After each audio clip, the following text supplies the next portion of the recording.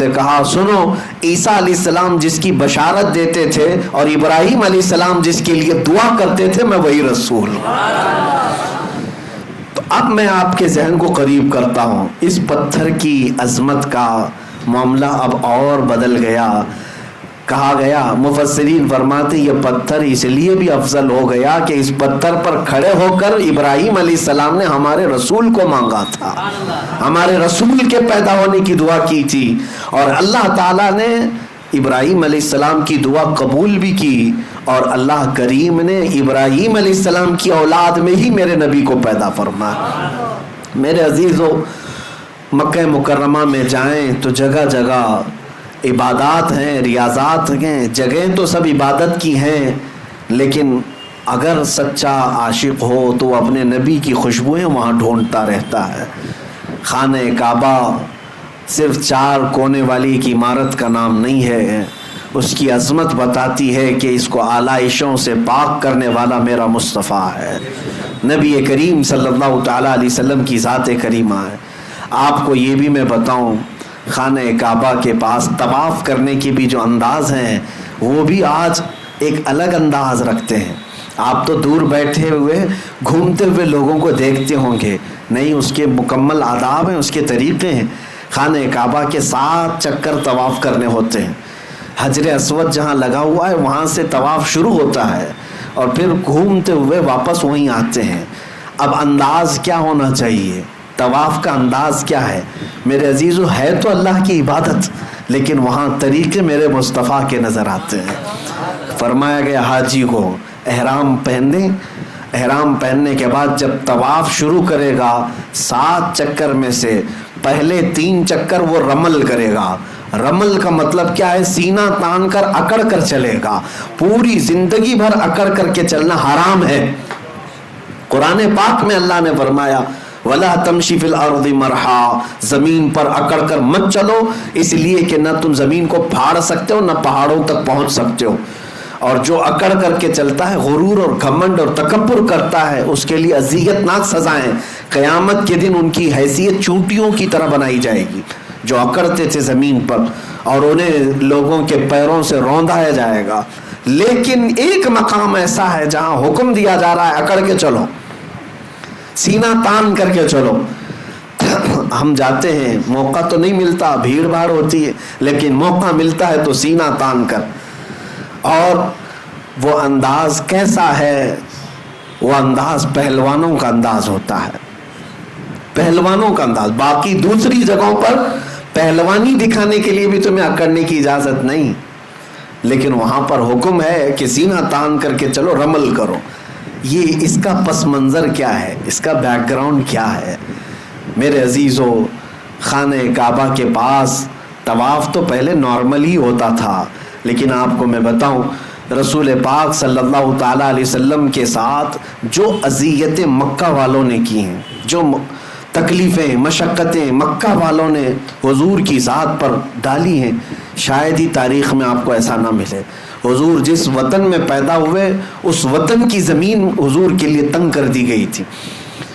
حرم کعبہ میں حضور عبادت کرنے کے لیے آتے تو ان کے ساتھ بہت زیادتیاں کی جاتی، کئی مرتبہ ہاتھ اٹھائے گئے، حضور اکرم صلی اللہ علیہ وسلم کے صحابہ کو مارا گیا، حضرت ابوبکر صدیق رضی اللہ تعالیٰ عنہ کو وہاں بہت مارا گیا۔ کیا کیا تکلیفیں اٹھائی۔ 3 سال مکہ میں حضور نے ایسے گزارے جس میں پورے مکہ والوں نے سوشل بائیکاٹ کیا تھا۔ کیسا سوشل بائیکاٹ؟ کہ حضور اکرم صلی اللہ علیہ وسلم کے اور ان کے خاندان کے ساتھ نہ کوئی کلام کرتا، نہ کوئی خرید و فروخت، نہ کوئی دعوت، کچھ نہیں۔ کھانے کی ایک چیز بھی حضور کے گھر تک آنے نہیں دیا جاتا تھا۔ ان 3 سالوں میں رسول پاک صلی اللہ علیہ وسلم نے درختوں کے پتے کھائے اور چمڑے ابال کر کے کھائے۔ شعب ابی طالب، یہ مشہور ہے سیرت میں، نبی پاک صلی اللہ علیہ وسلم کے ساتھ ایسی ایسی ظلم و ستم کی کہانیاں ان مکہ والوں نے لکھی۔ لیکن ایک وقت وہ بھی آیا جب اللہ کا حکم ہوا کہ میرے محبوب آپ ہجرت کر کے مدینے چلے جائیں۔ مدینے گئے۔ میرے آقا صلی اللہ علیہ وسلم جب مدینے گئے تو ان ظالموں اور کافروں نے کیا حضور کو وہاں بھی چھوڑ دیا تھا؟ نہیں، بلکہ یہاں سے جتھے لے کر کے جاتے، صحابہ کے باغیچوں پر حملے کرتے، مدینے میں اگر کوئی تنہا ملتا باہر مدینے والا اس کو مار پیٹ کرتے. انہی تکلیفوں کی وجہ سے جنگ بدر بھی ہوئی, جنگ احد بھی ہوئی, جنگ خندق بھی ہوئی. مکہ اور مدینے والوں کے بیچ میں یہ سب جنگیں ہوئی ہیں. حضور 450 کلومیٹر دور جا چکے تھے مکہ سے, لیکن پھر بھی مکہ والے سکون سے نہیں بیٹھ رہے تھے کہ ہم لڑیں گے ان سے. لیکن ایک بات یاد رکھنا, ظلم کی ڈور لمبی نہیں ہوتی, ظلم کی ڈور لمبی نہیں ہوتی, بہت جلدی اسے کھینچ لیا جاتا ہے. ظالموں کی تاریخ آپ اٹھا کر کے دیکھ لیں, ایک وقت آتا ہے جب وہ اپنے ہی گھر میں ایسے قید ہو جاتے ہیں کہ ان کا کوئی پرسان حال نہیں ہوتا. آج بھی جو ظلم ہو رہا ہے مجھے امید یہی ہے انشاءاللہ وہ وقت قریب ہے جب رب تبارک و تعالیٰ اپنی رسی کھینچے گا تو یہ اپنے ہی گھر میں بے آب و دانہ اور بغیر کسی پرسان حال کے دم توڑنے پر مجبور ہو جائیں گے. آپ انتظار کریں. ہاں, جب بھی اہل حق کے ساتھ ظلم بڑھتا ہے تو زیادہ نہیں, تھوڑے دنوں تک یہ ظالموں کو اللہ ڈھیل دیتا ہے, اور یہ ہماری آزمائش بھی ہوتی ہے. ظالم ہرگز یہ نہ سمجھے کہ وہ جو کر رہا ہے وہ سب اچھا ہے, بلکہ آج تو کچھ بھی نہیں ہے, اس سے بڑے بڑے فرعون, شداد, ہارون, حامان, قارون سب آ کر کے گئے. ان کے پاس مال بھی تھا, تخت بھی تھا, تاج بھی تھا, سب تھا, لیکن اپنے ظلم کی وجہ سے وہ باقی نہیں رہے. میرے عزیزو, 6 سال گزرے ہجرت کے, 6 سال. حضور پاک صلی اللہ تعالیٰ علیہ وسلم 6 سال کے بعد مکہ مکرمہ واپس تشریف لائے 10,000 صحابہ کے ساتھ. نہ کوئی جنگ, نہ کوئی جدال, نہ کوئی قتل و قتال. حضور پاک صلی اللہ تعالیٰ علیہ وسلم کے ساتھ 10,000 صحابہ تھے. مکہ فتح ہو چکا تھا. وہ مکہ والے جو ہمیشہ لڑ رہے تھے جماعت جماعت بنا کر کے, وہ بیچارے ٹکڑوں میں بدل گئے. سب میں آپس میں نفرت پیدا ہو گئی, خاندانوں میں دراڑ, اور حضور پاک صلی اللہ علیہ وسلم کی اس جماعت کا مقابلہ کرنے کی سکت بھی نہیں رکھتے تھے. مکہ فتح ہوا. وہ صحابہ جو مکہ میں مارے گئے تھے, پیٹے گئے تھے, ان کا مال, ان کی جائیدادیں ہڑپی گئی تھی, وہ سب صحابہ واپس آئے ہیں. سوچیں آپ, تصور میں جائیں, جن صحابہ کو گھر بار سب چھوڑ کر کے مدینے جانا پڑا تھا, آج 6 سال کے بعد جب وہ واپس آئے ان کے ساتھ کتنی خوشیاں تھی جانتے ہیں. ایک تو اپنا وطن, ایک تو اپنا آبائی گھر مل رہا ہے, اپنی وہی پہچانی ہوئی زمین, اس پر پلس یہ ہے کہ خانہ کعبہ آج کھلا ہوا مل رہا ہے. جہاں پر آنے پہ ان پر پابندی تھی آج ان کے ہاتھوں میں ہے. اذان یہ دے سکتے ہیں, نماز یہ پڑھ سکتے ہیں. کتنی خوشیوں کا وقت ہوگا. یہ وہ وقت تھا فتح مکہ کا جب رسول کریم صلی اللہ علیہ وسلم کے یہ صحابہ 10,000 کی تعداد میں تھے, خانہ کعبہ کے اندر داخل ہوئے. صحابہ کی کیفیت ہی الگ تھی. وہ وجد میں تھے, کوئی دیواریں چومتا, کوئی مٹی اٹھا کر چومتا تھا کہ مجھے اللہ تعالیٰ نے میری نعمت واپس عطا کی. انہی میں سے کچھ صحابہ ایسے تھے جب ان کافروں اور مشرکوں کو دیکھ رہے تھے جو ہتھکڑیوں میں تھے, آج مجبور تھے, تو ان کے سامنے سینہ تان کر کے طواف کرنے لگ گئے, اکڑ کر کے طواف کرنے لگے. طواف تو ہو ہی رہا تھا, حضرت عمر فاروق رضی اللہ تعالیٰ عنہ بیچ میں آ گئے. اس صحابی کے, حضرت سعد اور ایک صحابی تھے, کہا کہ یہ کس انداز سے چل رہے ہو تم. حضرت عمر آ کر روکنے لگے, یہ کس انداز سے آج تم چل رہے ہو, یہ طواف کا طریقہ ہے.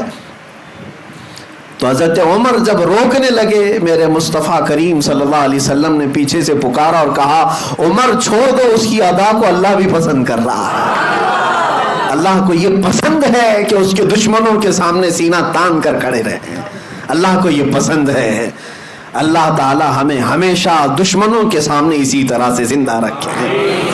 میرے عزیزو, اپنوں کے لیے ہم سینہ تان کر نہیں کھڑے ہوں گے, اپنوں کے لیے کبھی اکڑ و غرور نہ ہو, لیکن اللہ سے دعا یہی کریں کہ اس کے دشمنوں اور اس کے حبیب کے دشمنوں کے سامنے ہمیشہ ہمارا سینہ چوڑا رہے, ہمیشہ ہم سینہ تان کر کے کھڑے رہیں. میرے عزیزو, طواف میں جب رمل کرتے ہیں 3 چکر, تب ہمیں یہ بات یاد آتی ہے کہ سب کچھ ختم نہیں ہوا. طواف کرنے والے حاجی کو بھی ہر بار طواف کرنے کے بعد اللہ تعالیٰ یہ درس دینا چاہتا ہے, یا اللہ تعالیٰ یہ درس دے رہا ہے کہ اے حاجی دیکھ, آج یہاں تیرے کوئی دشمن نہیں ہے جو تو سینہ تان کر چل رہا ہے. مکہ میں کون دشمن ہے تمہارے؟ وہاں پر طواف کے دوران کون دشمن تمہیں دیکھ رہا ہے؟ کوئی نہیں ہے. لیکن تجھے یہ درس دیا جا رہا ہے, بننا ہے اس طرح چل کر کے تو غلام مصطفیٰ بن جیسے صحابہ تھے. ان کی ادائیں تو دیکھ کہ میرے حبیب کے جو غلام چلتے تھے تو وہ کس کے لیے سینہ تانتے تھے؟ وہ رسول اللہ کے دشمنوں کے لیے اور اللہ کے دشمنوں کے لیے. میرے عزیزوں, میں نے سفر میں اس بات کی پوری کوشش کی ہے کہ جو بھی عبادت ہو وہاں میرے مصطفیٰ کی خوشبو تلاش کرو. نیت یہی تھی کہ جاؤں حج پر تو اللہ تبارک و تعالی ہر جگہ میرے مصطفیٰ کی یاد ہمارے سینے میں ہمیشہ رکھے. اور اللہ کا فضل اور کرم ایسا ہوا میں جتنا بھی شکر کروں کم ہے. میں آپ کو بتاؤں, ہم جو حج کے لیے اس سال گئے تھے, اس سال کی بات کر رہا ہوں, بدھ کے دن مینا جانا ہوتا ہے. اس سال ہم جو گئے بدھ کے دن مینا گئے. جمعرات کے دن, بدھ کی رات ختم ہو گئی تھی, جمعرات کو ہم مینا میں قیام کیے. 5 وقت کی نمازیں جمعرات کے دن مینا میں نماز پڑھنی تھی. توجہ چاہ رہا ہوں, جمعرات کو ہم کہاں گئے؟ مینا میں 5 وقت کی نمازیں پڑھے. اور جمعہ کو ہم عرفات کے میدان میں تھے. عرفات کے میدان میں جمعہ کے دن ظہر اور عصر ملا کر کے پڑھی جاتی ہے. اور پھر سورج غروب ہونے کے بعد جمعہ کی جو رات آتی ہے یعنی سنیچر کی رات, وہ مزدلفہ میں قیام کیے. اور اس کے بعد سنیچر کی جو صبح تھی اس دن کنکریاں مارنے ہوتا ہے بڑے شیطان کو, ایک ہی شیطان کو 7 کنکریاں سنیچر کے دن مارے. اور اس کے بعد سنیچر کے دن ہی قربانی کیا. سنیچر کے دن ہی ہم نے اپنے بال منڈائے اور سنیچر کے دن ہی خانہ کعبہ کا طواف کیا. آپ کو میں بتاؤں, جمعرات کے دن مینا میں, جمعہ کے دن عرفات میں, اور سنیچر کے دن یہ سارے ارکان ہوئے. حدیثیں اٹھا کر کے میں پڑھ رہا تھا حضور پاک صلی اللہ علیہ وسلم کا حج کیسا تھا. میرے آقا صلی اللہ تعالیٰ علیہ وسلم نے اپنا جو آخری حج فرمایا, صحابہ روایت کرتے ہیں کہ اللہ کے نبی کا جو آخری حج تھا حضور پاک جمعرات کے دن مینا میں موجود تھے, اور جمعہ کے دن میرے آقا عرفات کے میدان میں تھے. اور وہ آخری خطبہ جو حضور نے عطا فرمایا پوری امت کے لیے وہ عرفات کے میدان میں جمعہ کے دن تھا. اور جمعہ کے دن سورج غروب ہوتے ہی جو سنیچر کی رات آتی ہے, میرے آقا نے مزدلفہ کی طرف کوچ فرمایا, مزدلفہ میں رات گزاری. اور جب سنیچر کی صبح ہوئی حضور پاک نے کنکریاں ماری اس شیطان کو, رجیم کو. اور سنیچر کے دن ہی میرے آقا نے قربانی بھی فرمایا, بال بھی حلق فرمائے, اور سنیچر کے دن ہی خانہ کعبہ کا طواف بھی فرمایا. میرے عزیزو, اس حج کو حج اکبری کہتے ہیں, عام زبان میں حج اکبر ہی کہتے ہیں. میں اس بات پر رشک کرتا ہوں کہ مولا کریم ہمیں اس سال تو نے جو حج ادا کیا وہ میرے مصطفیٰ کی سنت پہ عمل کا بھی موقع عطا فرما. حج تو حج ہے, کسی بھی دن کریں, جب بھی وہ حج آئے, حج کا دن جب بھی آئے. لیکن جب یہ میچ ہو جائے تو عاشقوں کی بات ہی کچھ اور ہوتی ہے. وہ دن جب آتے ہیں تو یاد آتی ہے کہ آج بھی جمعہ ہے, آج عرفات کا دن ہے, اور آج ہی کا وہ دن تھا جب میرے مصطفیٰ عرفات کے میدان سے خطبہ دے رہے تھے. میرے عزیزو, حج اللہ کی عبادت ضرور ہے لیکن میرے مصطفیٰ کی یادوں میں بسی ہوئی ہے, حضور کی یادوں میں اور خوشبوؤں میں بسا ہوا وہاں پر ماحول ہے.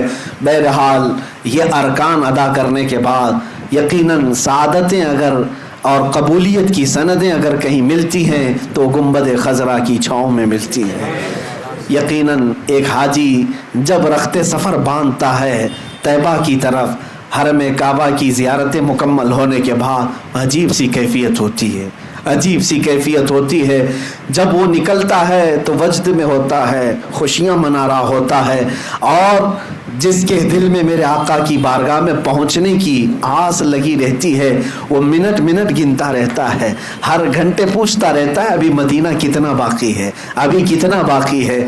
بسوں میں بیٹھے ہوئے حاجی کلومیٹر کے بورڈ کو دیکھتے رہتے ہیں, ابھی مدینہ 200 کلومیٹر باقی رہ گیا, 150 باقی رہ گیا, 100 باقی رہ گیا, کم از کم 6 گھنٹے یا 7 گھنٹے سفر کے بعد بسوں میں حاجی جب مدینے کی سرحدوں میں پہنچتے ہیں، اگر شام کا وقت ہوتا ہے تو بولنے کی ضرورت ہی نہیں ہوتی حاجیوں کو، بلکہ پورے مدینے کی طرف نظر کرتے ہیں تو صرف روشنی ہی روشنی ہوتی ہے، صرف لائٹ ہی لائٹ نظر آتی ہے. لیکن اس میں بھی میں نے محسوس کیا ہے کسی حاجی کو یہ بولنے کی ضرورت نہیں پیش آتی کہ حضور کی مسجد کدھر ہے، بلکہ ان ہزاروں لاکھوں لائٹوں میں بھی حاجی آسانی سے پہچان لیتا ہے میرے مصطفیٰ کی مسجد نبوی نظر آ رہی ہے.